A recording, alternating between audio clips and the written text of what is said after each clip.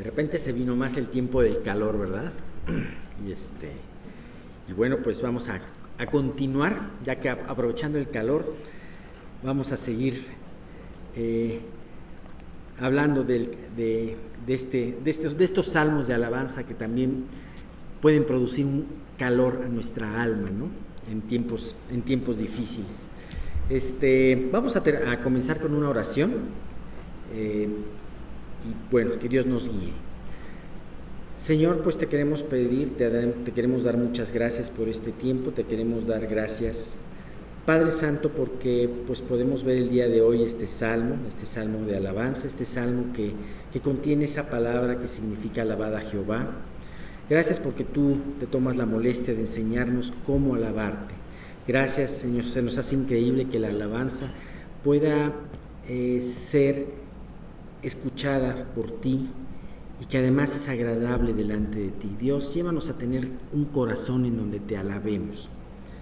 Sabemos que parte de la vida son los lamentos, pero una parte muy importante también es la alabanza. Gracias por todo lo que tú traes para nosotros. Señor, pues queremos pedirte que este estudio no tenga ninguna interrupción y que tú nos hables a nuestro corazón a través de este salmo y a través de la predicación de Miguel.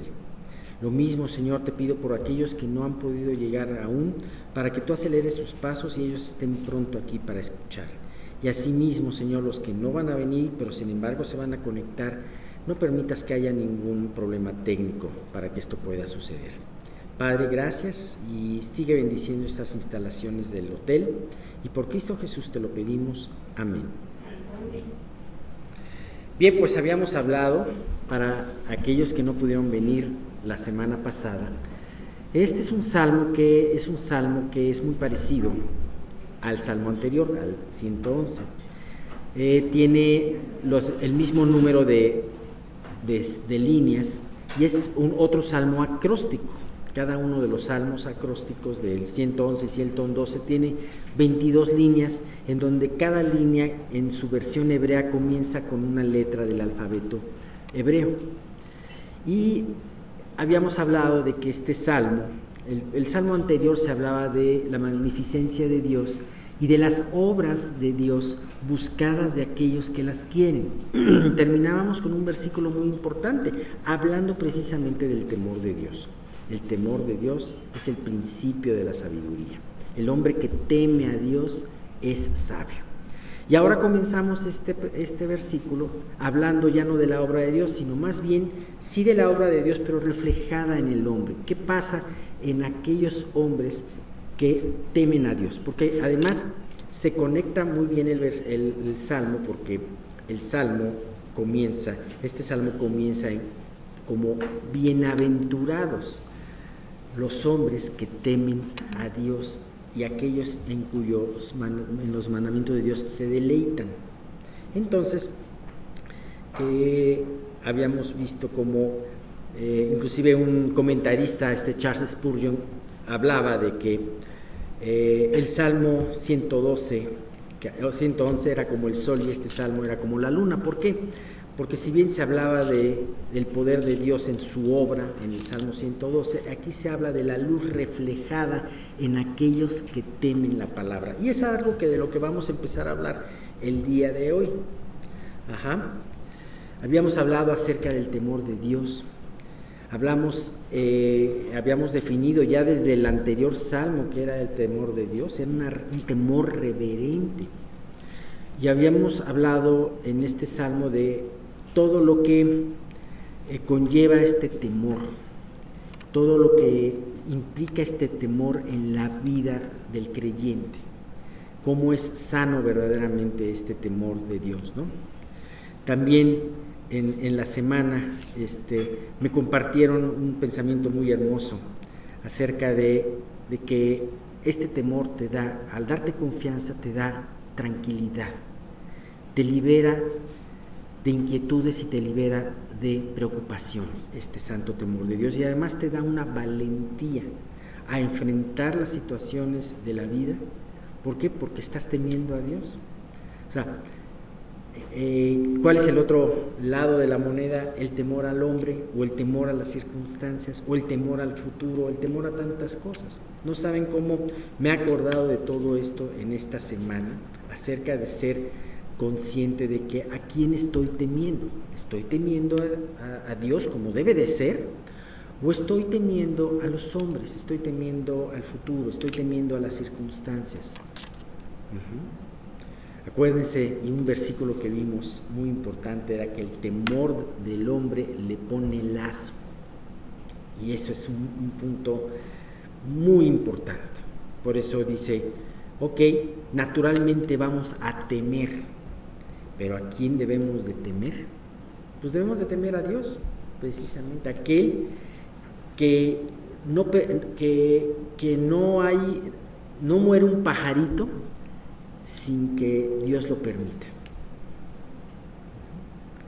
Bien, pues ahora vamos a ver en la segunda parte del Salmo, nos empieza a hablar de qué características tiene en este temor el hombre que teme, qué bendiciones va a traer por este temor. Y vamos a empezar con dos versículos excelentes, ¿no? Que además es un versículo, uno de ellos me encanta porque es una promesa para aquellos que tememos a Dios y tenemos hijos, ¿no? Y si no tenemos hijos, tenemos nietos. De todas formas es una promesa muy hermosa, ¿no? Dice en los versículos del Salmo 112, en los versículos 2 y 3, dice: su descendencia será poderosa en la tierra, la generación de los rectos será bendita. Bienes y riquezas hay en su casa, y su justicia permanece para siempre.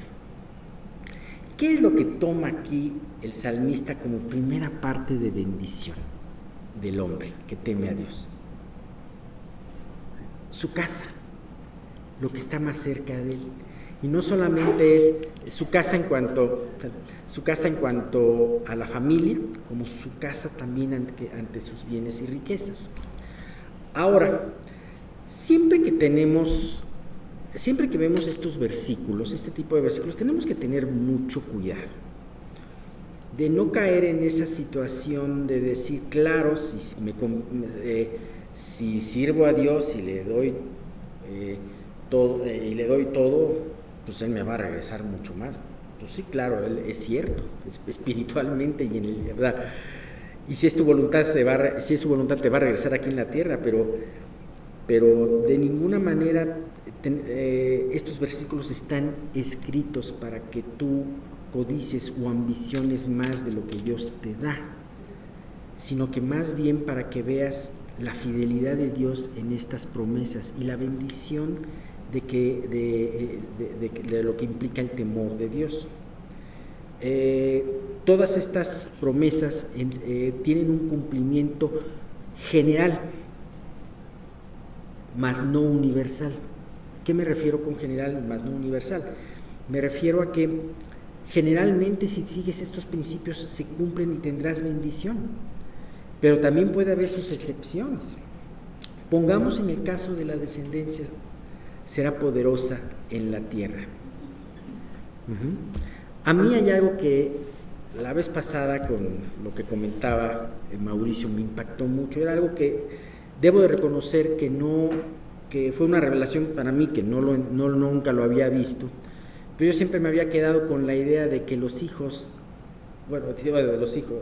de Samuel, del profeta Samuel, habían sido no habían seguido los pasos de Samuel. Yo decía, pero ¿cómo un hombre tan justo, un hombre que desde pequeño no dejaba caer palabra de Dios en tierra, de repente tiene unos hijos que no quieren seguir su mismo camino? Y bueno, ya no se habla más de los hijos de Samuel, pero me llamó mucho la atención que hablaba de los nietos.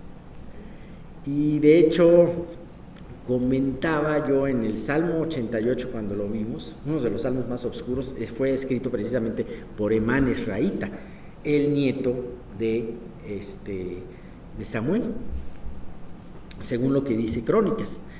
Y me llama mucho la atención porque al leer de la vida, cuando ese entonces estaba estudiando de la vida de Emán Esraíta, decía, Emán Esraíta fue sumamente bendecido. Hay una parte en Crónicas que dice, fue sumamente bendecido, porque Dios lo llenó de hijos.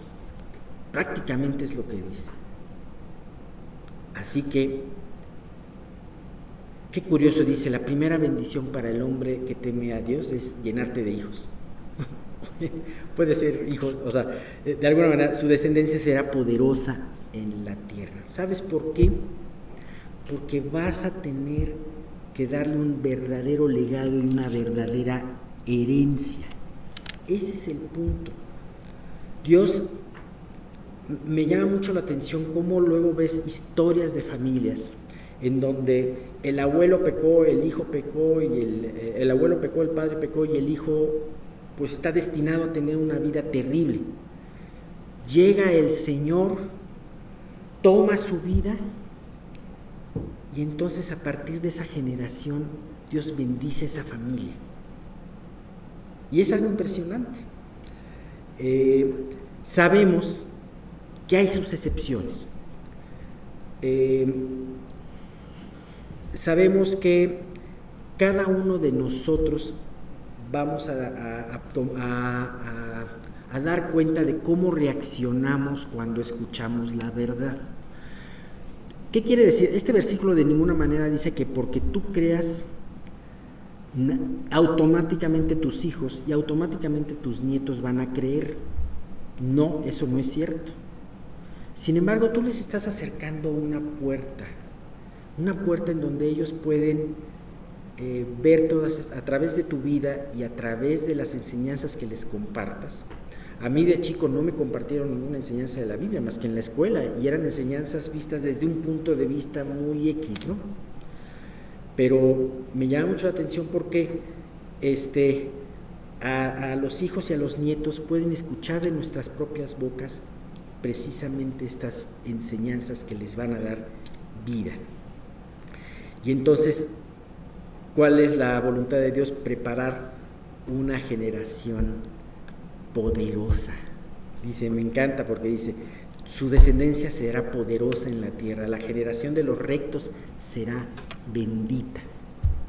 Dios puede cambiar una historia familiar de maldición, porque créeme, hay historias que vienen desde el bisabuelo y son una verdadera maldición, y puede convertirlo a una historia de bendición. Y bueno, pues tenemos que entender también la siguiente parte. Dice, bienes y riquezas hay en su casa y su justicia permanece para siempre. También podemos ver que en la voluntad de Dios, también Dios prospera y bendice. Y es algo que es muy palpable, es muy tangible. Dios bendice porque cambia tu mente. Dios te bendice porque cambia tus hábitos. Muchas veces estamos llenos, cuando llegamos a Cristo, y tiempo después estamos llenos de muchos hábitos pecaminosos que nos impide el hecho de tener una bendición de Dios material, por así decirlo, ¿no? Una forma como gastamos el dinero, la forma como es nuestra actitud para con el dinero. Todo eso lo venimos, y a veces podemos llevar y tener muchos años en Cristo y podemos seguir cargando esas malas, esos malos hábitos en donde siguen tropezándonos y tropezándonos y tropezándonos. Bueno, Dios nos ha dado esa bendición también de poder aprender a tener esos buenos hábitos. Ajá. Pero además, aunado de eso, Dios bendice. Ahora, sabemos, como lo decía, esto es algo general, mas no universal. Porque también hemos oído de situaciones, y lo podemos tener desde la palabra de Dios, en la palabra de Dios. O sea, bueno, déjenme antes comentarles un versículo en base a lo que estoy hablando. Es Isaías 30, 23. En la versión NTV dice, Entonces el Señor te bendecirá con lluvia durante el tiempo de la siembra. Habrá cosechas maravillosas y muchos pastizales para tus animales. Bien, ahora hay sus excepciones, definitivamente, y hay muchas excepciones, porque Dios también permite dificultades económicas en sus hijos. Y hay algo que tenemos que ponernos en la cabeza: no necesariamente, más bien la pobreza material no es un sinónimo de pobreza espiritual, porque muchos grandes hombres de Dios han vivido en pobreza y han vivido en necesidad, viviendo bien. Pero aún así, estos hombres de Dios en ese momento han visto el precioso cuidado y la provisión de Dios en ese medio. Jesús hablaba de Lázaro, el mendigo. Es una historia que tú dices, bueno, visto desde nuestro punto de vista abajo del sol, desde un punto de vista terrenal y no eterno, pues vemos una trágica historia. Un hombre, siervo de Dios, que seguía a Dios y que únicamente estuvo sentado a la puerta de un hombre rico que era indiferente, que Dios era indiferente para él, y que este hombre era mendigo y era leproso además, y así vivió y así murió. Claro, cuando vemos en otra perspectiva como Jesús nos lo manifiesta, vemos cuál es la diferencia, ¿no? Lázaro se encontraba en el seno de Abraham siendo consolado, y ese hombre rico siendo martirizado en el fuego eterno. Sin embargo, aquí nos da Jesús un ejemplo de un hombre que Dios no tuvo esas riquezas materiales para él. Podemos ver también en la iglesia del primer siglo cómo, por ejemplo, se reunían ofrendas para la iglesia de Jerusalén, por ejemplo, porque había habido un problema de hambre, pero además porque en la iglesia de Jerusalén eran perseguidos, ¿no? Cuando tú eres perseguido por vivir para Dios, pues olvídate de tu trabajo y olvídate de muchas cosas entonces tienes que disponer de lo que Dios te vaya trayendo, ¿no? Poco a poco. Todos aquellos cristianos en las catacumbas no eran ricos.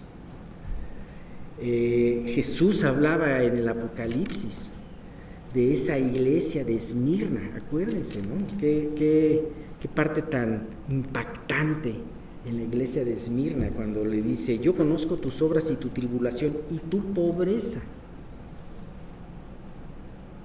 ¿Saben qué pasaban en todas esas iglesias en la época romana? Todos los que estaban conquistados por el Imperio Romano tenían que hacer un acto público una vez al año para poder ser aceptados, no tener problemas en su trabajo. Ahora sí que era como... Y tenían que manifestar que César era el Señor. Ellos tenían que decir: César, eres el Señor. Pero de repente te conviertes y dices: no puedo decir que César es el Señor, porque Jesús es el Señor, y muchos no lo decían. Y entonces muchos sufrían de ostracismo, sufrían de persecución, y los que no pagaban con su vida lo pagaban con su economía, ¿no? Entonces, aún Dios tiene esta situación. Pero, ¿a qué nos lleva todo esto? Hemos hablado del punto de que el Salmo nos habla de que bienes y riquezas habrá en su casa. ¿Y qué más? Bienes y riquezas habrá en su casa, y su justicia permanece para siempre. Y también vemos grandes personas, grandes hijos de Dios que han sufrido grandes injusticias. ¿Y cómo podemos concluir este punto? ¿Qué es lo que Dios nos quiere enseñar? Podemos citar a Pablo, que de alguna manera él Él tuvo de todo, él tuvo riquezas, él tuvo pobreza. Sin embargo, ¿para qué él utilizaba o cómo él veía la economía o cómo él veía los tiempos buenos en su vida, así como los tiempos malos?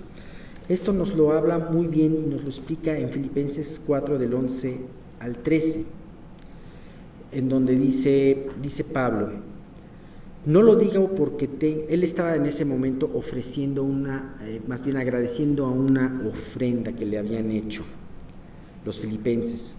Y entonces él dice que esto era olor grato y que estaba muy contento de haberlo recibido. Sin embargo, él aclara cuál era su verdadero motivo y dice, no lo digo porque tenga escasez, pues he aprendido a contentarme cualquiera que sea mi situación.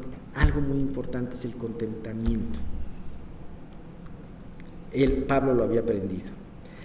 ¿Y en qué consistía este contentamiento? Habla adelante, dice, sé vivir humildemente y sé tener en abundancia. En todo y por todo soy enseñado. Entonces, él nos habla de un punto muy importante. Primero, tenía contentamiento con lo que Dios estaba permitiendo en su vida. Y en segundo lugar, él veía la buena economía como la mala economía que de repente tenía, los buenos tiempos y los malos tiempos como una enseñanza para su vida. Un poquito remitiéndonos a la parte de Eclesiastés 7, ¿no? 14, en donde dice, en el día del bien goza del bien, en el día del mal considera. Dios hizo tanto el uno como el otro para que el hombre nada halle después de él. Entonces, retomando esto, Pablo dice, por todo soy enseñado, así como para estar saciado. ¿Tienes que ser enseñado para estar saciado? Sí, claro, no olvidarte de Dios y administrar bien lo que Dios te está dando. Como para tener hambre, no maldecir a Dios, no enojarte con Dios. Así como para tener abundancia, como para padecer necesidad. Y remata con esa frase tan importante, todo lo puedo en Cristo que me fortalece. Esa es la verdadera bendición, bienes y riquezas habrá en su casa. Y bien, de los versículos 4 al 6 dice, resplandeció en las tinieblas luz a los rectos, es clemente, misericordioso y justo. El hombre de bien tiene misericordia y presta, gobierna sus asuntos con juicio, por lo cual no resbalará jamás, en memoria eterna será el justo. Me gusta mucho esto porque, una vez más, ahora se enfoca a la vida personal del hombre que teme a Dios. Y yo me puedo imaginar esta misma imagen que hablamos al principio del Salmo, acerca del sol y la luna. Y hemos visto mucho esa imagen acerca del creyente. El creyente, ningún hombre podemos tener luz propia. La luz que podemos tener es una luz reflejada, y esa depende de qué tan directamente estamos reflejando nuestro rostro hacia Dios. Y ese es un punto muy importante. O nos estamos ocultando de Dios, estamos buscando cualquier cosa, entonces no reflejamos la luz como debemos de reflejarla. Y podemos tener este punto, resplandeció en las tinieblas luz a los rectos. Yo creo que cada vez vemos un mundo más sumergido en las tinieblas. Un mundo que ya no sabe ni dónde está el principio ni dónde está el fin. Y cada vez las noticias, parece como si las noticias fueran de esas noticias falsas de humor, ¿no? Como si fuera algo de humor. Resulta que bueno, hay muchas cosas ahí que se pueden decir. Y muchas cosas en las noticias, a través de las noticias que tú puedes ver, que el hombre cómo llega al absurdo, ¿no? Un ejemplo, se defiende el huevo de la tortuga, las crías del águila, se defiende a capa y espada. Y qué bueno que se defiendan, pues está bien, dirás, no hay ninguna cosa mala que se defiendan. Pero ¿sabes qué? Se defienden mucho más que al embrión humano. hemos llegado a un periodo de inconsciencia y de tinieblas tal que todos, si estamos escuchando constantemente ese tipo de noticias, nos las vamos a tragar. Pero ¿sabes qué? Nosotros tenemos una opción. Luz resplandeció en tinieblas. Y si tememos a Dios, sabemos que es muy importante estar meditando en su palabra, porque su palabra nos va a enseñar su voluntad y nos va a enseñar a seguir temiendo a Dios. Y es impresionante cómo en medio de estas tinieblas, así como estaba la tierra de Gosén en medio de las tinieblas, de la plaga de tinieblas de Egipto, así está el pueblo de Dios, que acude a Él, que acude a su palabra, que tiene su espíritu morando, que nos da luz.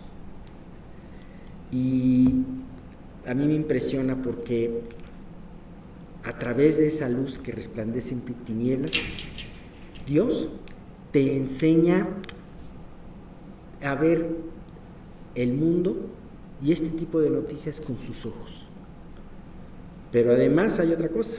Así como el sol, la luna refleja la luz del sol, así también Dios quiere que tú y yo reflejemos sus características. Dice esta parte muy importante del Salmo. Además, el que es temeroso a Dios, eso lo añadí yo, es clemente, misericordioso y justo. La única forma de que vamos a poder ser verdaderamente clementes, misericordiosos y justos es a través de reflejar esa luz de Dios. Es a través de, vamos a ponerlo un poquito, esto soy muy poético, vamos a ponerlo un poquito más en el suelo, ¿no? En el piso. ¿Cómo vas a saber lo que Dios pide si no lo lees, si no lo escuchas, pero además no solamente lo lees, porque tú puedes leer muchas páginas y pues, después saber como nada? A mí me ha pasado. Pero si no lo meditas y lo aplicas en tu vida, algo que te puede llevar esa luz a la palabra es ver precisamente tu falta de justicia, de clemencia y de misericordia. Y eso te lleva a pedirle a Dios para que esto lo ponga en tu vida. Cuando tú estás sumergido en la palabra de Dios y con el Espíritu Santo lleno en ti, todas estas cosas en tu vida emanarán naturalmente. Moisés, cuando pasó 40 días y 40 noches en el monte con Dios, llegó con su rostro resplandeciente. Probablemente él no se había dado cuenta hasta que la gente empezó a hacer así. No sé cómo habrá sido, no me imagino mucho la escena, pero él se tuvo que poner un velo. Entonces, de la misma manera, no tanto te ocupes por vivir bien, ocúpate por vivir para el Señor y reflejar su luz. Eso es lo más importante. Él se encargará de todo lo demás. Y bien, pues, dice, me gusta mucho esta parte que dice: el hombre de bien tiene misericordia y presta, gobierna sus asuntos con juicio. El no solamente leer, sino meditar y apropiar te lleva a que todos aquellos malos hábitos que tenías, pues en el nombre de Dios los vayas quitando y Dios va poniendo esas cosas. Y como dice, gobierna con juicio sus asuntos. Tu vida y tus decisiones se vuelven adecuadas al plan y al testimonio que Dios quiere dar. Ese es un punto importante. Tiene mucho este salmo y dice, ¿y cuál es la parte final de esto? Por lo cual no resbalará jamás, en memoria eterna será el justo. Si tú estás anclado a la palabra de Dios y dejas que Dios se manifieste a través de tu vida, no tropezarás, no te apartarás. Y me impresiona porque en memoria eterna será el justo. Aquel que teme a Dios, y por lo tanto, hay muchos hombres que tratan de trascender por sus logros en estas vidas y que tengan memorias de ellos, que crean institutos, que les gusta develar placas mientras están en vida, que reciben homenajes mientras están en vida.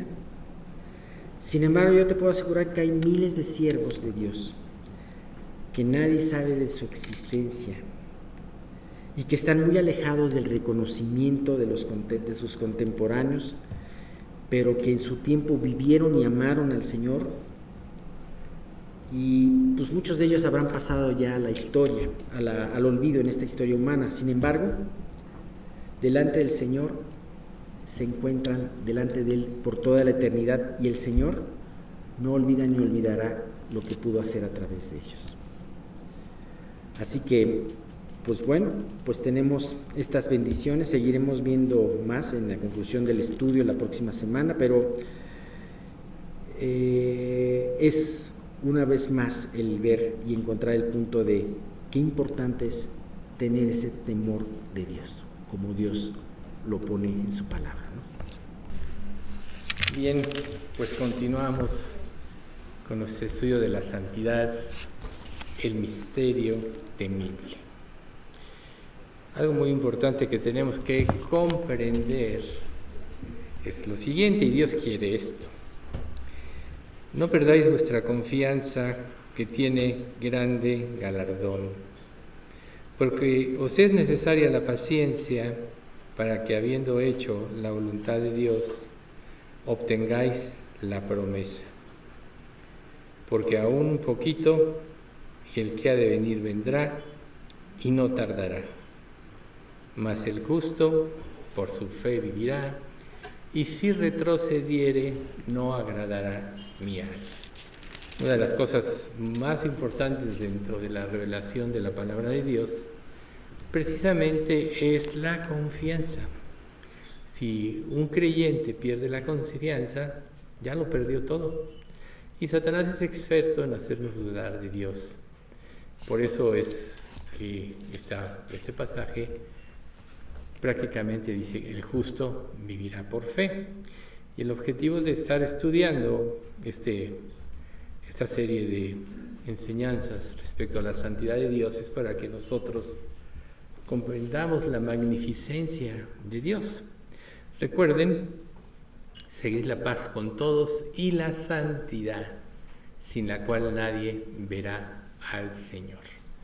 Lo que quiere decir es que en la medida que nosotros vayamos siendo más semejantes a Cristo, nuestra capacidad de comprender las enseñanzas de la Escritura va a ir en aumento. Nosotros tenemos que anhelar en nuestro corazón ser como Jesús fue. Y tenemos todo el apoyo del Espíritu Santo, que tiene como función formar a Cristo en nosotros.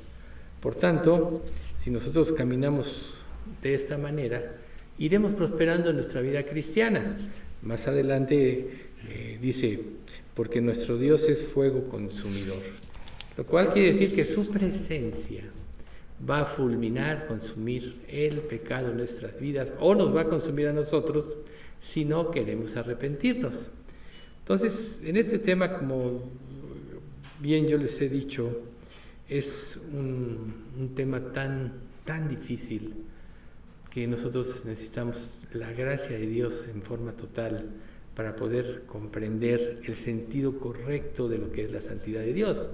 Lo que habíamos visto la vez anterior, nos quedamos en ello, es que Dios es infinitamente trascendente y es por encima de los demás. Quiere decir que lo que Dios hace, lo que Dios es, trasciende todas las cosas. Trasciende el más elevado pensamiento humano. Recuerden, lo débil de Dios es más fuerte de los hombres, lo sabio de Dios es más alto que la mayor sabiduría humana. Por tanto, humanamente nosotros no podemos comprender a Dios, ni vamos a poder comprender su santidad en plenitud. Por eso es tan importante que nosotros aprendamos a diferenciar a Dios de todo lo demás. A veces nuestra falta de profundidad en las Escrituras, nuestra falta de discernimiento, nos hace ponerlo en una misma línea a Dios de muchas cosas. De hecho, Dios cuando actúa de manera digamos, determinante cuando da sus mandamientos, cuando le dio a Israel todas sus instrucciones. Él santificaba las cosas, decía: la tierra santa, nación santa, sábado santo, santo aceite de la unción, templo santo, jubileo santo, vestimenta santa, agua santa, casa santa, diezmo santo, arca santa, inciensos santos, ciudad santa, pan santo, palabra santa, simiente santo, pacto santo, seres santos, el lugar santísimo, convocación santa.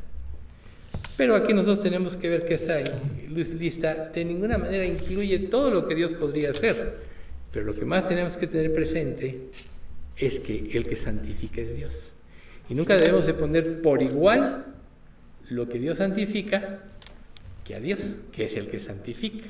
Recuerden, Dios se presentó en la zarza a Moisés y dice: quítate el calzado, porque el lugar donde estás pisando es tierra santa.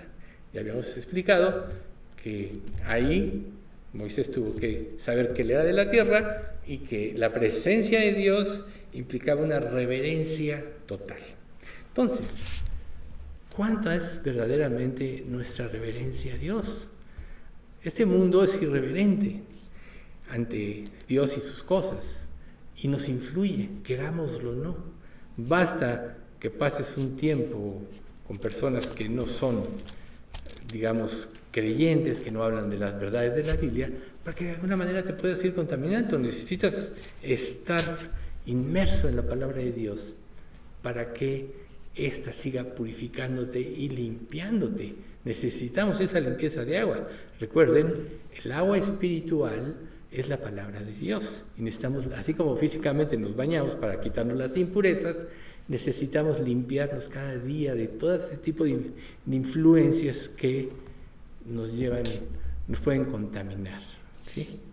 Recuerden lo que dice Ezequiel 36:25: esparciré sobre vosotros agua limpia, o sea, la palabra de Dios sin contaminaciones, y seréis limpiados de todas vuestras inmundicias y de todos vuestros ídolos os limpiaré. Hoy vamos a centrarnos un poquito en esa cuestión de la idolatría, porque es muy importante que nosotros entendamos a diferenciar lo que es Dios de lo que es la idolatría. Muchos de nosotros ahorita podemos pensar que llevamos una buena vida y Dios puede desenmascarar a través de su palabra que estamos cayendo en una idolatría. Recuerden, el primer hecho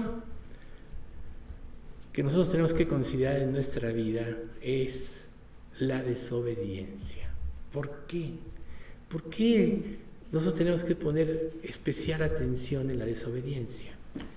Porque Dios, que es infinitamente sabio, que es trascendente de todo lo demás, cuando Él dice algo, eso es.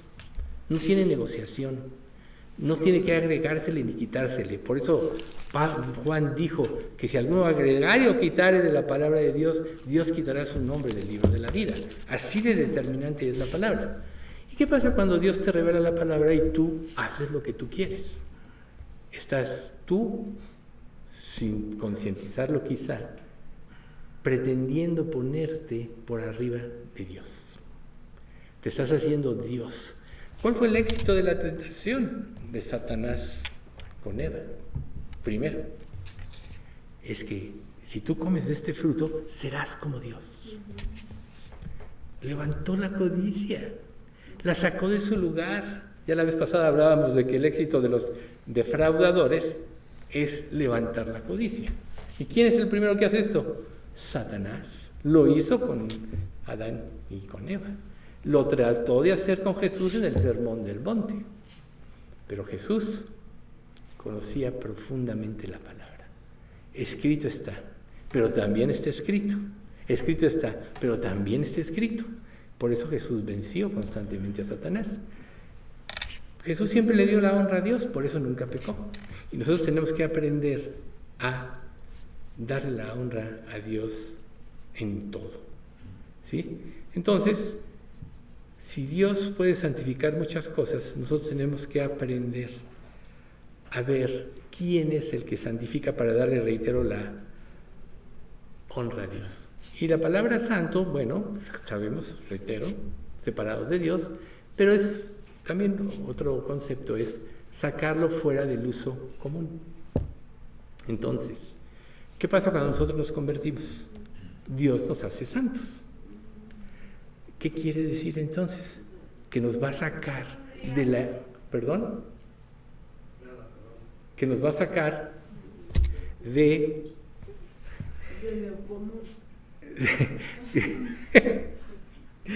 O sea, nos va a sacar precisamente de la vida que nosotros llevamos, del sistema de pensamiento que nosotros tenemos, y tenemos que aprender a vivir así. Por eso es que el justo por su fe vivirá, y si retrocediere no agradará mi alma. Tu vida, si vienes a Cristo, tienes que hacerte a la idea que va a cambiar por completo. Si te haces a la idea, vas a vivir para agradarlo a Él y vas a vivir para glorificarlo a Él. Todos tenemos una rebeldía natural. Dios destruye al antiguo hombre en el momento de la conversión. Recuerden, Romanos 6:6, el viejo hombre fue sepultado en el momento en que nosotros nos convertimos. Ya fuimos librados de la esclavitud del pecado porque tenemos la fuerza de Dios, pero ahora tenemos que aprender a caminar en nuestra nueva vida. Somos, por eso, como bebés espirituales. Y la manera de caminar y crecer en nuestra vida cristiana en forma correcta es teniendo un alimento correcto, es teniendo una instrucción correcta, una guía correcta. Eso marca la diferencia en las familias. Por eso es que, usando un poco la enseñanza del Salmo, las familias que tienen un antecedente del Evangelio en su línea, generalmente son muy diferentes a las familias que no lo tuvieron. Y peor, las familias que tuvieron asesinos, defraudadores y todo eso, son peor. Recuerden recuerden que las culpas de los padres recaerán sobre los hijos hasta la tercera y cuarta generación. Y no es que Dios castigue a los hijos por los padres, porque cada uno morirá por su pecado, según dice Ezequiel, sino que los hijos aprenden a hacer lo que los padres hacen. Pero vamos a darle una vuelta a esto. Si ahora nosotros ya somos hijos de Dios, nuestra meta debe ser aprender a hacer lo que nuestro Padre nos dice, lo que nuestro Padre nos demuestra. Esa fue la victoria de Jesús, que siempre hizo y fue su gozo hacer la voluntad de Dios. ¿Dónde está tu gozo? ¿Dónde está tu gozo en la vida? Si tu gozo no es hacer la voluntad de Dios, si la prioridad en tu vida no es glorificarle y agradarle, forzosamente hay un ídolo atravesado ahí. Forzosamente. Entonces nuestra labor como creyentes es descubrir cuál es esa forma de idolatría que se opone a la consagración total. Recuerden, y por eso quise introducir con estos pasajes de Hebreos, sin santidad nadie verá al Señor. Tú puedes decir, bueno, yo ya me convertí, estoy seguro que soy salvo. ¿Por qué no entiendo? Porque no hay santidad. Porque no hay en ti el deseo de serlo. Tú puedes hacer cosas por obligación. A lo mejor las circunstancias de la vida, la familia te obliga a algo y la haces porque te obligan, porque no te queda otra. Pero ¿sabes una cosa? Eso no trae gloria a Dios. Es como la ofrenda. Muchas personas pueden dar por obligación, muchas personas pueden dar por temor, pero la Biblia claramente nos dice que tenemos que dar con alegría y gozo, si no, no nos vale de nada. Así es la entrega. Si tú no lo haces con alegría y gozo, es porque no has entendido la grandeza y la santidad de Dios. Tú has sido apartado de la inercia de este mundo, del sistema de pensamiento de este mundo, de toda la forma de pensamiento sobre la cual este mundo se mueve. Te recuerden, los deseos de la carne, los deseos de los ojos, la vanagloria de la vida, no proceden del Padre, sino del mundo. Entonces, cuando nosotros somos afectados por esto, nuestra atención se concentra en esto y entonces automáticamente nuestros deseos cambian. ¿Cuántas veces un afán o una ansiedad no te perturbó tanto que te pudo haber quitado el sueño una noche, una semana, un mes o más? Puede haber cosas que pueden durar años. ¿Y cuál es la manera de deshacerse de eso? Ponerlo en las manos de Dios y entregarnos a su voluntad. Cuando tú te entregas a la voluntad de Dios, automáticamente te liberas de cualquier afán. ¿Por qué? Sabes teóricamente que la voluntad de Dios es buena, es agradable y es perfecta. Ahí está, Romanos 12:2. La mayoría lo conocemos bien, ¿verdad? ¿Pero lo crees? ¿Realmente crees que Dios no se equivoca? ¿Realmente crees tú que Él tuvo alguna duda o alguna ligereza o hizo algo al azar en su creación y en lo que nos tocó vivir, la época que nos tocó vivir, como ya hemos mencionado? No se equivocó, ni las circunstancias que vivimos, que Él controla las circunstancias, no se nos olvide, Él las permite solo con un objetivo: formar a Cristo en nosotros. Porque si Dios forma a Cristo en nosotros, entonces nosotros ya somos como Cristo. Damos gloria y honra a su nombre. Y por eso Dios puede decir: Cristo es el primogénito entre muchos hermanos. Y claro, me dirás, claro, pero también en una casa hay hijos obedientes y hijos desobedientes, pero son hijos al final de cuentas. Sí, es verdad. Pero ¿quién es el que goza más del amor de los padres? ¿El hijo obediente o el hijo desobediente? Obviamente el obediente, el que está con sus papás, el que oye los consejos, etc. Y el hijo rebelde va a experimentar lo que los padres con sus consejos querían evitarles: los golpes de la vida. O sea, por ejemplo, la disciplina.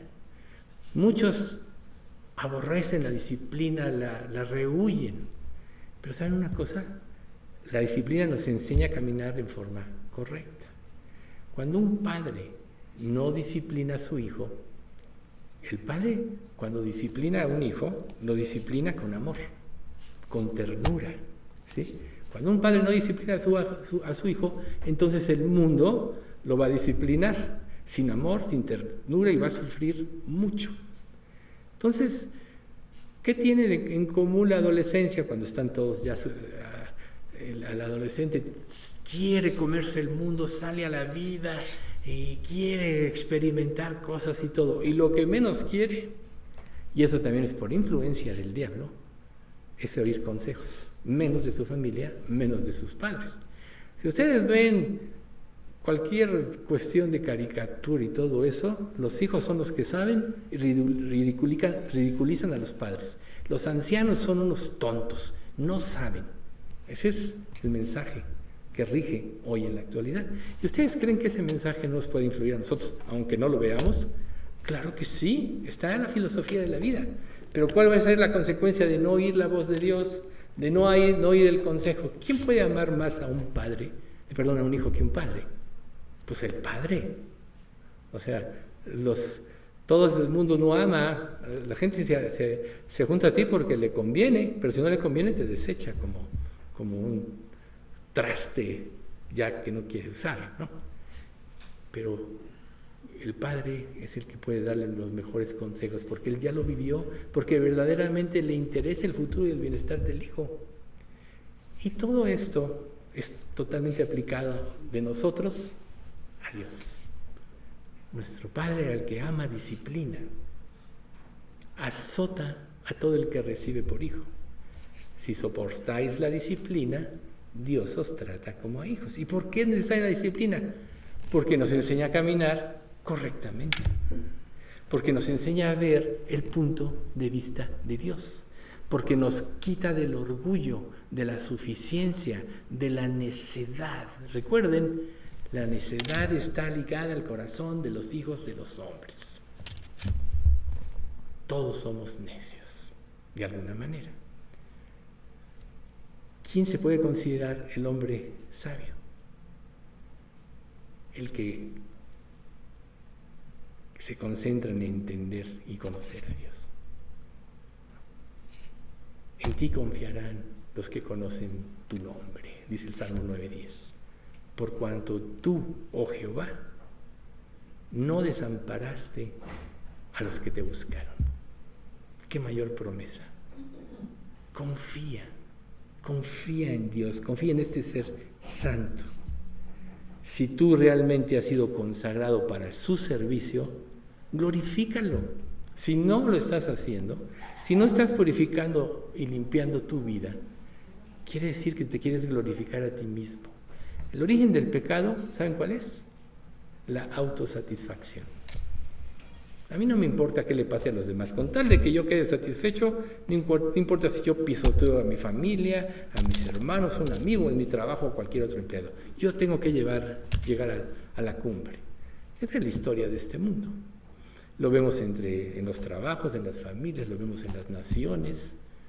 Yo, por mi trabajo, estuve presente en muchas herencias, vi todas todos los problemas que surgían por la codicia, las luchas entre hermanos y todo eso. Es triste. Divisiones familiares, es triste. Y obviamente es lógico, y tenemos el ejemplo supremo en Caín y Abel. Abel hizo la voluntad de Dios y Dios lo bendijo, Dios lo aprobó, y Caín hizo su propia voluntad. Pero ¿qué pasó? ¿Qué hizo con Abel? Cuando Dios aprobó a Abel, lo mató, ¿no? Y ahora dice la Escritura, ¿no? No como Caín, que era el maligno. ¿Y por qué causa mató a su hermano? Porque sus obras eran justas y las de su hermano injustas. Ahí está, 1 de Juan capítulo 3. ¿Por qué causa lo mató? Porque sus obras eran justas. Entonces siempre el que vive mal, el que no vive como Dios quiere, aún entre creyentes, va a perseguir, va a odiar, va a estar resentido contra el que sí vive para Cristo. Pasa aún entre hermanos en Cristo. Pero si todos en una iglesia como la nuestra, unánimes, queremos hacer la voluntad de Dios, queremos santificarlo, entonces ¿qué va a suceder? Va a haber una armonía total. ¿No dice Santiago que de dónde proceden las guerras? De las pasiones que batallan contra el alma. Entonces, ¿de dónde proceden los desacuerdos, los conflictos? De las pasiones que batallan contra el alma. ¿Y qué evita esto? Poner los ojos en Dios. Por eso, después de los campeones de la fe, puestos los ojos en Jesús, el autor y consumador de la fe, el cual, por el gozo puesto delante de él, sufrió la cruz y menospreció el oprobio. Lo importante es glorificar a Dios. Y cuando tú vives para glorificar a Dios, te elevas por sobre las pasiones y circunstancias humanas. Cuando tú tienes alguna forma de idolatría, no puedes adorar a Dios correctamente. Entonces, si Dios nos hizo santos, es porque Dios, al convertirnos, nos consagró para ser santos. Entonces, ¿qué tiene que emanar de una vida en la cual Dios gobierna? Santidad. Reitero, sin santidad nadie verá al Señor. Por eso tenemos que pensar que si Dios es santo en sí mismo, Él nos puede santificar, y solo Dios puede hacerlo con su toque. ¿Cuál es su toque? ¿Cuál se imaginan ustedes que es el toque de Dios donde nos santifica? Su Espíritu Santo que nos da. Su Espíritu Santo. Por eso el Espíritu es el sello de la salvación. Por eso dice la Escritura que si alguno no tiene el Espíritu de Cristo, no es de Él. Romanos 8:9. ¿Sí? ¿Por qué?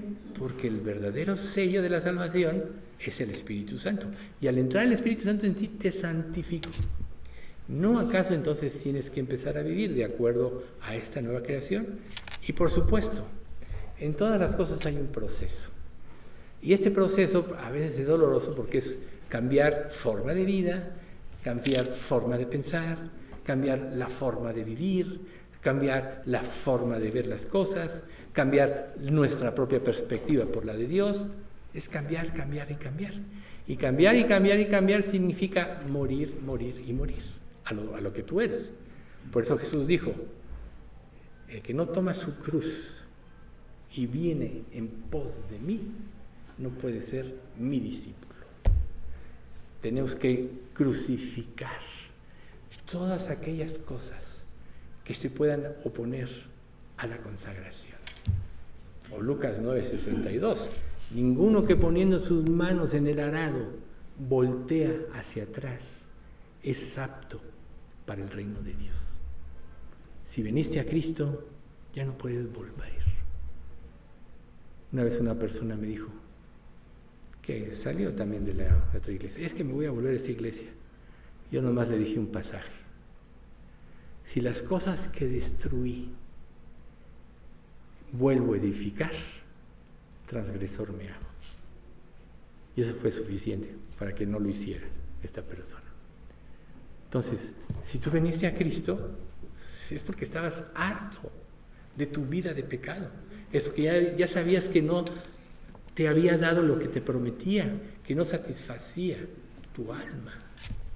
¿Por qué quieres regresar? ¿Por qué creen ustedes que Dios le dijo a Israel cuando los liberó de Egipto, nunca jamás vuelvas aquí? ¿Y qué hizo Israel? Volvió. Salomón se casó con la hija del faraón, compraban y negociaban en Egipto. ¿Y cuál fue la consecuencia de Salomón? Ya lo sabemos, ¿verdad?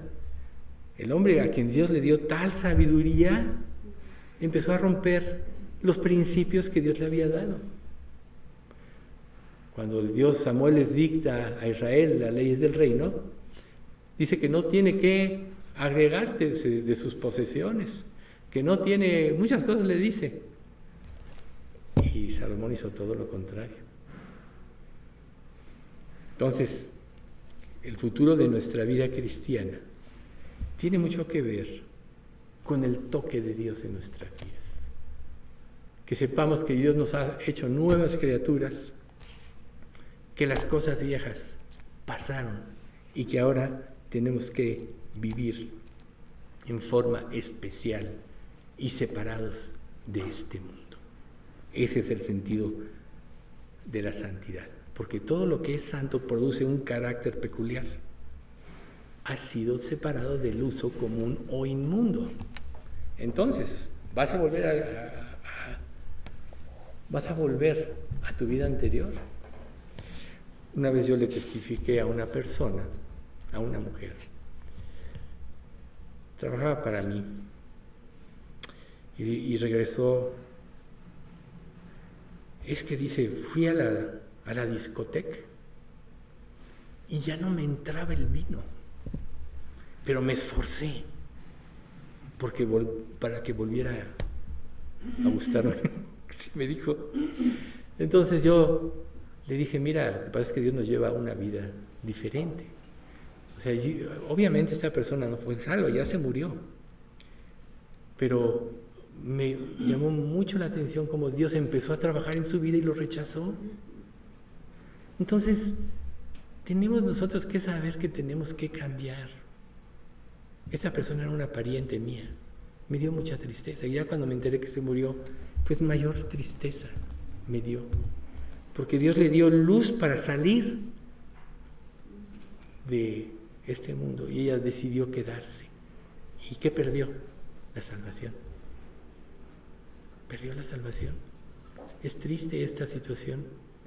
Entonces, por esta o por otra circunstancia, cuando Dios nos lleva a la pureza espiritual, a la pureza, tenemos nosotros que amar la pureza como el objetivo máximo de nuestra vida. Y reitero, la pureza es ser como Cristo. Y ser como Cristo es no dejar que nada domine tu mente. Si no, la Escritura no nos diría, no os ha sobrevenido ninguna tentación que no sea humana, pero fiel es Dios, que no nos dejará ser tentados más de lo que podemos resistir, sino que nos dará juntamente con la tentación la salida para que podamos soportar. Cuando Dios permite en nuestra vida una tentación es para ejercitarnos en la fe, para que aprendamos a vencer el pecado como lo hizo Jesús en la tentación del monte. Por eso Dios las permite. Pero Él siempre va a estar al pendiente. ¿Dónde está la victoria? En depender de Dios. Dios, tengo esta debilidad, pero no te honra. Te pido que la quites de mí, etc. Si lo hacemos de corazón, Dios cambia nuestra mente. Recuerden, el ascenso de la vida cristiana es un cambio de mente constante y continuo. de la forma en que vivías a la forma en la que Dios te dice cómo tienes que vivir. Y de la forma en que vivías está tan arraigada en nosotros que por eso tenemos que arrepentirnos constantemente. Ya no para salvación si eres salvo, sino para liberación de la esclavitud del pecado. Por eso recuerden, me arrepentí y me sigo arrepintiendo. Creí y sigo creyendo. Ese es el sello de la salvación, que ya no retrocedes. Y aquí dice, y si retrocediere, en Hebreos 12, ¿no? Acabamos de verlo. Perdón, 10:35, no agradará mi alma. Y si retrocediere, no agradará mi alma. 38. Pero nosotros no somos de los que retroceden para perdición, sino para preservación del alma. El Hijo de Dios tiene el Espíritu Santo, que es el que le da la fuerza para vencer. Si tú no tienes el Espíritu Santo, por más que te esfuerces en cambiar, no vas a poder. No vas a tener la victoria. ¿Por qué? Porque la carne y la sangre no pueden heredar el reino de Dios, ni la corrupción hereda la incorrupción. Si no es por el toque santo de Dios en tu vida, tú no puedes cambiar. Podrás razonar, podrás parcialmente cambiar, pero no de esencia. Eso te lo dice Colosenses capítulo 3. Tales cosas tienen, la verdad, cierta reputación de sabiduría, en voluntad y en duro trato del cuerpo, pero no tienen valor alguno contra los apetitos de la carne. Una persona que no es salva no puede vencer. Pero si lo entiende y viene a Cristo y Señor, quiero que tú me salves, quiero hacer tu voluntad, se lo dice todo corazón, bueno, entonces volvemos al Salmo 9:10. Confías en Él, en ti confiarán los que conocen tu nombre. Dios te va a dar la luz para conocerlo verdaderamente, por cuando tú no desamparaste a los que te buscaron. Si tú le buscas de corazón, Él te va a dar victoria sobre todo tipo de pecado. ¿Y cómo va a ser? Te va a hacer ver la maldad del pecado, te va a llevar al arrepentimiento, que implica un cambio de mente, y te va a liberar. Si tú no te liberas de una situación de tu vida anterior a Cristo, es porque realmente no quieres, es porque no eres salvo y no puedes, o es porque de plano eres rebelde a la voz y a la voluntad de Dios. Cualquiera de estos casos puede ser. Por eso yo siempre los exhorto y lo seguiré haciendo, examinados a vosotros mismos si estáis en la fe. Probaos. ¿O no sabéis que Jesucristo está en vosotros a menos que estéis reprobados? Tenemos que estarnos examinando, escudriñando, viendo, porque Dios es santo, Dios es puro, y no podemos mezclar ni asociar la impureza con la pureza. ¿No? Santiago dice, una fuente no puede dar agua salada y dar agua dulce. Se mezclan forzosamente. Tú no puedes vivir una vida de pecado y una vida de santidad, porque el pecado enturbia. Cuando Jesús le dijo a sus discípulos, limpiados de la vieja levadura para que seáis nueva masa, a eso se refería. Límpiate de tu forma antigua de pensar, de tu forma antigua de vivir, para que seas una nueva masa como Cristo. Cristo es la nueva masa. La vieja levadura es el viejo hombre. Es la forma en la que vivías en rebeldía de Dios con anterioridad. Y una de las evidencias de que Dios está trabajando en tu vida, así como la luz de Moisés al bajar del monte, es que tú reflejas la pureza. Tú reflejas la pureza. Así como la gente sabe cuando tú eres hijo de Dios realmente. Entonces, todo esto puede estar ampliando nuestro concepto de ser santo. No es una idea, es una realidad a quien tiene el Espíritu Santo. Y si no concuerda tu vida con tu nueva realidad, entonces no está el Espíritu Santo. Por eso volvemos a Romanos 8:9. Si alguno no tiene el Espíritu de Cristo, no es de Él. A lo mejor nosotros estamos comparando a Dios con una serie de cualidades. Nosotros hace poco tiempo, años, nos tardamos muchos años, y todavía nos faltó, porque esto va en extensión, estudiando los atributos de Dios. Entonces podríamos decir, bueno, todos estos atributos de Dios, sí, cada uno los tiene Dios, claro que sí, pero esa lista de cualidades solo es una característica de Dios. Por eso, de los atributos de Dios, el único que se repite 3 veces es santo, santo, santo. Dios es amor, ok, santo amor. Dios es luz, Dios es por sobre todos y por todos, etc., ¿no? Dios es juez justo y verdadero, etc. Pero son atributos de santidad. Pero el santo es Dios. Y pasa una cosa muy curiosa. Cuando el Espíritu Santo, cuando nosotros armonizamos nuestra vida y en nuestro corazón, en nuestra mente, en nuestra alma, en nuestro ser, existe el deseo de la santificación, entonces automáticamente le estamos dando libertad y poder sobre nuestra vida al Espíritu Santo. El Espíritu Santo actúa con fuerza de acuerdo a la intención del corazón. Recuerden, si tú le buscares, le hallarás, pero si tú le negaras, Él te desechará para siempre. O si no fuera de esta manera, la Escritura no diría, no apaguéis el Espíritu, ¿no? No menosprecéis, no entristezcáis al Espíritu. ¿Por qué? Porque Dios quiere lo mejor para nosotros, y cuando nosotros actuamos en contra de su voluntad, claro que se entristece. Es como un padre que le da consejo a un hijo, que sabe que es la verdad, y el hijo decide seguir sus propios caminos. ¿Eso entristece a los padres? Claro que sí.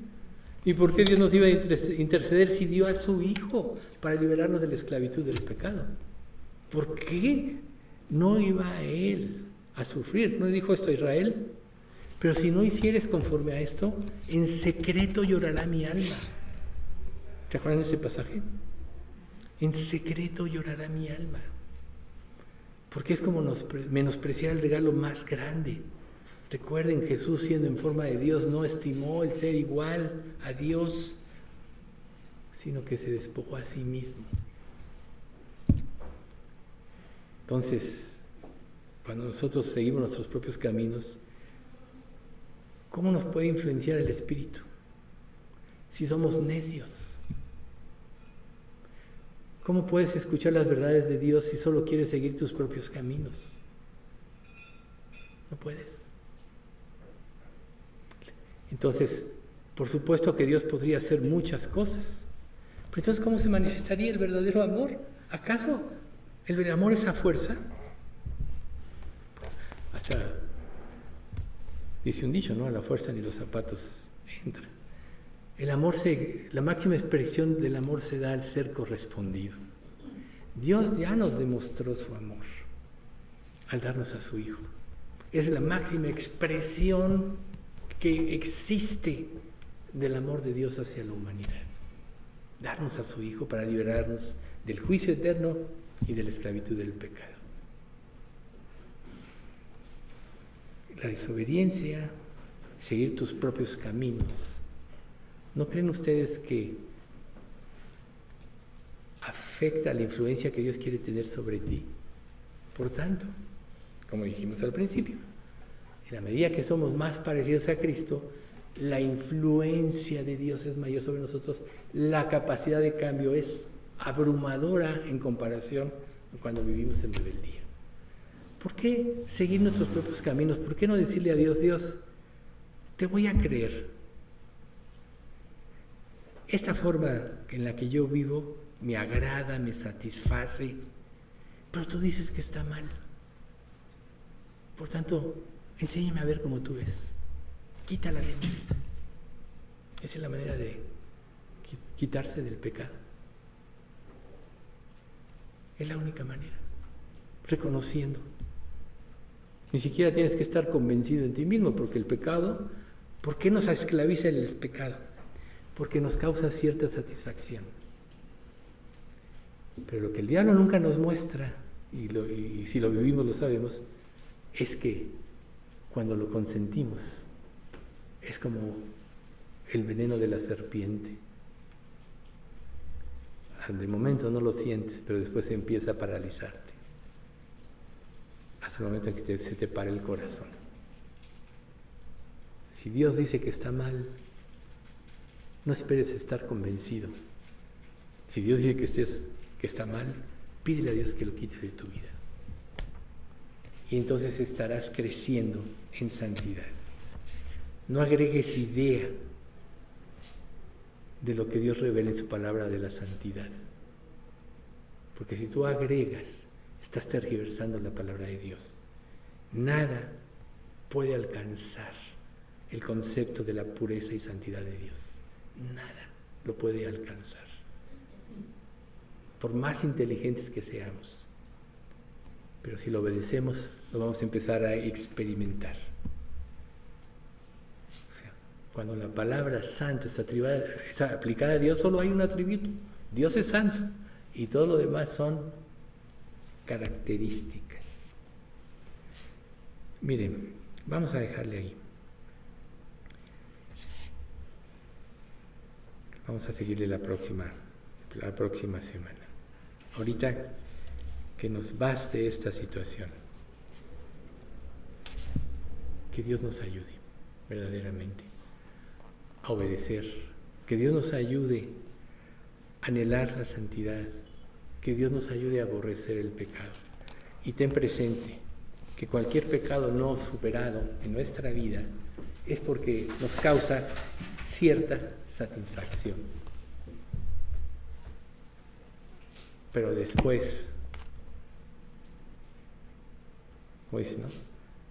El pecado es agradable y le das la mordida y es aparentemente dulce, pero después tu boca es llena de cascajo.